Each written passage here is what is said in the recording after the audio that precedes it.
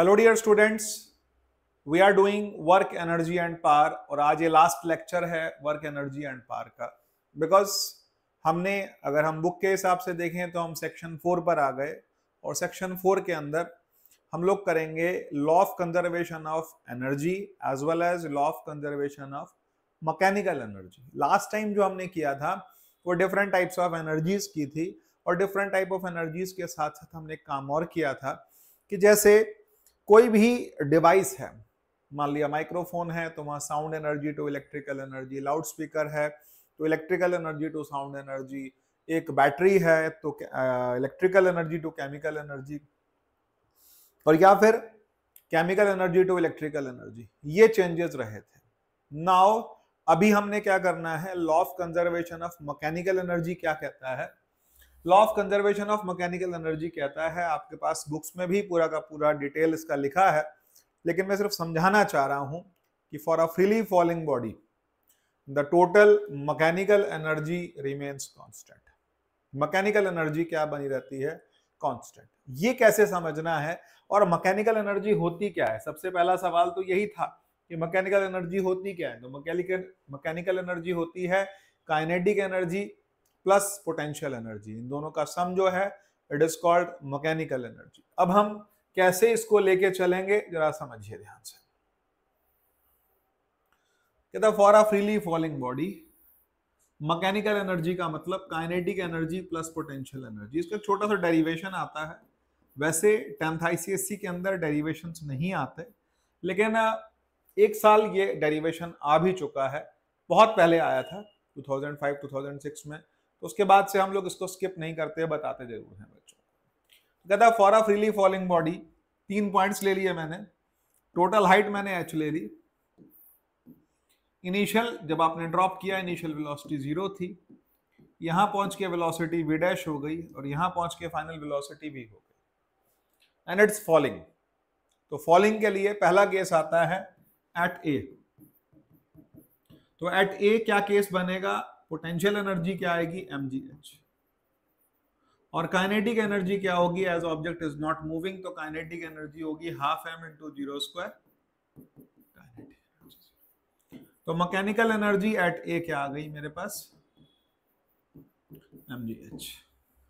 ये first equation बना के हमने छोड़ दी। नाउ एट b, अब b पर क्या होगा, लेट वेलोसिटी भी, मान लिया वेलोसिटी कितनी है v डैश, तो v डैश का square is equal two plus 2gx। x क्या है यहां पर, हमने ये डिस्टेंस ट्रेवल कर ली, दिस इज कॉल्ड x, और ये जो बचा ये h माइनस x है। तो v डैश स्क्वायर मेरे पास आ गया 2gx। इससे काइनेटिक एनर्जी क्या निकल के आएगी, half m v dash square, kinetic energy आ गई mgx। Now what will be potential energy,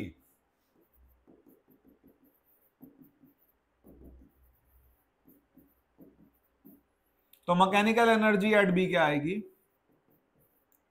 आप ये दोनों ऐड कर दें, mgx plus mg into h minus x। जब आप ऐड करते हैं the value you are getting is mgh। This is equation 2 and this is also showing the value of energy is mgh, total mechanical energy is mgh. Now I am going to the third part. Third part क्या है, आप ground पर ले आए object को,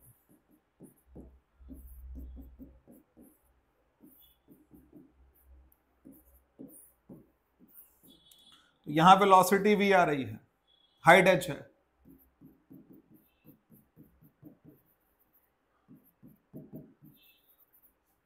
तो ground पर half m v square, v square is 2gh, तो पोटेंशियल एनर्जी क्या आ जाएगी मेरे पास 0, और काइनेटिक एनर्जी क्या आएगी,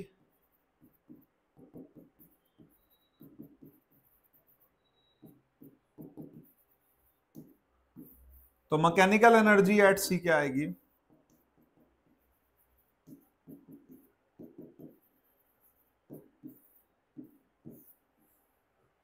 from equation 1, 2 and 3 the total mechanical energy remains constant. Total mechanical energy की वैल्यू क्या बनी रहेगी, सेम। इक्वेशन 1 से भी, इक्वेशन 2 से भी और इक्वेशन 3 से भी टोटल मैकेनिकल एनर्जी की वैल्यू आ रही है mgh।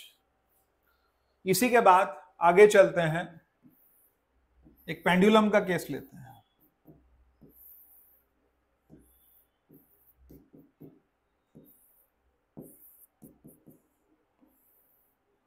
पेंडुलम के केस में ऑब्जेक्ट हाईएस्ट पोजीशन पर है, यहां हाइट h है, वेलोसिटी 0 है, यहां वेलोसिटी v है और हाइट 0 है।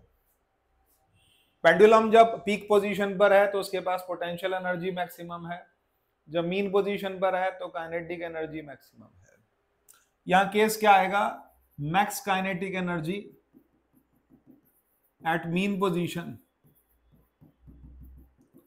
तो वैल्यू आएगी हाफ mv स्क्वायर, और max potential energy at extreme position,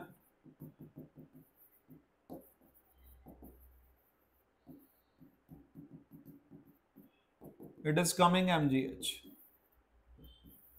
क्योंकि यहां वेलोसिटी 0 है इसलिए काइनेटिक एनर्जी 0 है, और यहां हाइट 0 है इसलिए यहां पर पोटेंशियल एनर्जी 0 है।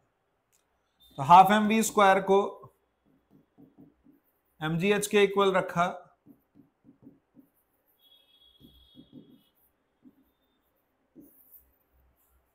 v is coming root 2gh। ये वेलोसिटी का फार्मूला आ रहा है किस केस में, पेंडुलम के केस में। अब हम नेक्स्ट पर आते हैं, इसी से आगे एक और चीज समझते हैं ध्यान से, कि हमारे पास एक और लॉ आता है, एक आता है law of conservation of mechanical energy, एक आता है law of conservation of energy.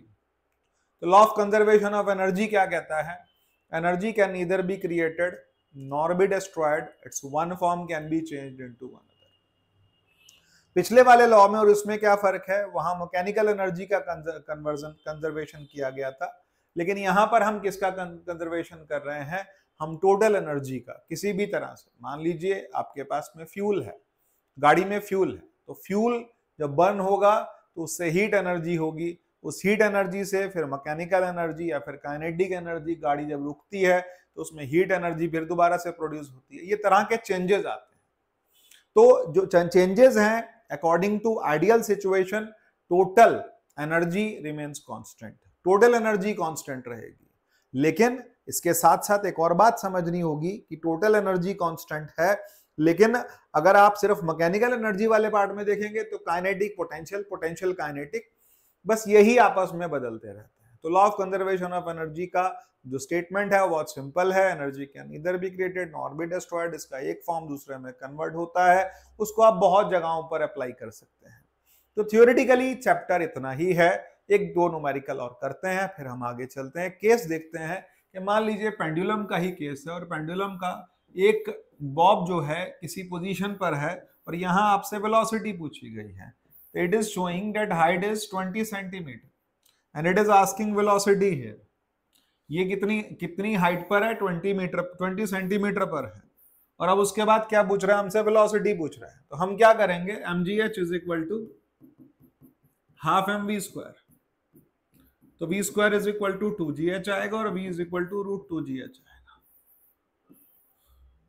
तो velocity is equal to square root of 2 into gravity कितनी है 10, हाइट कितनी है 20 सेंटीमीटर, तो 20/100 कर दिया मैंने।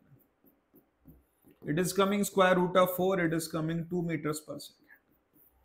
हमने यहां पर क्या किया, maximum potential energy maximum kinetic energy के इक्वल रखी। इस तरह का एक क्वेश्चन आता है, न्यूमेरिकल्स इसके मैं अलग से भी करवाऊंगा। एक न्यूमेरिकल और आता है, बुक में भी दिया है,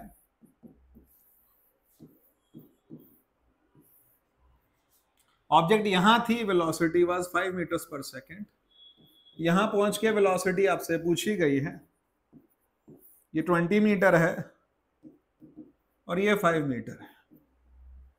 it is asking velocity at this position. कैसे कैलकुलेट करेंगे, या इन क्वेश्चन में मास नहीं दिया रहता। मास नहीं दिया रहता का मतलब क्या है, mgh plus half mv square, half mv square v1 square कर लेते हैं, और half mv2 square plus mgh।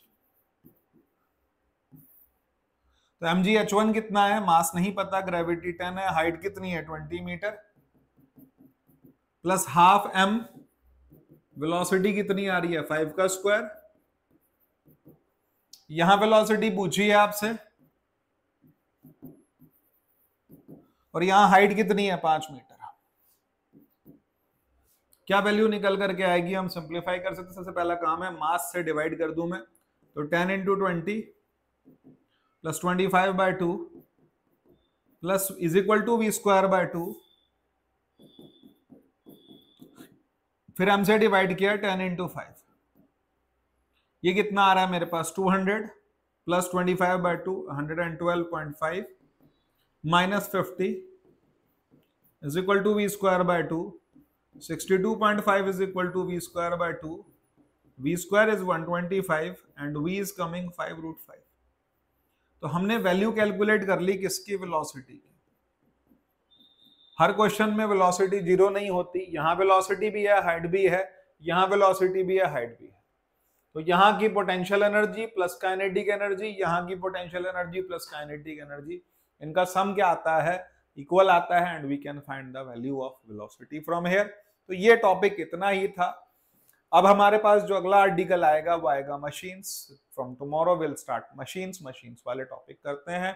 एक बात मैं कहना चाहूंगा क्लास 10 के आईसीएससी के स्टूडेंट्स को और दूसरे बच्चों को भी जो सुनते हैं इसको वीडियो को, हम ये कहना चाहते हैं कि मशीन्स जैसा चैप्टर पूरी फिजिक्स में 10th आईसीएससी के अलावा कहीं नहीं दिया।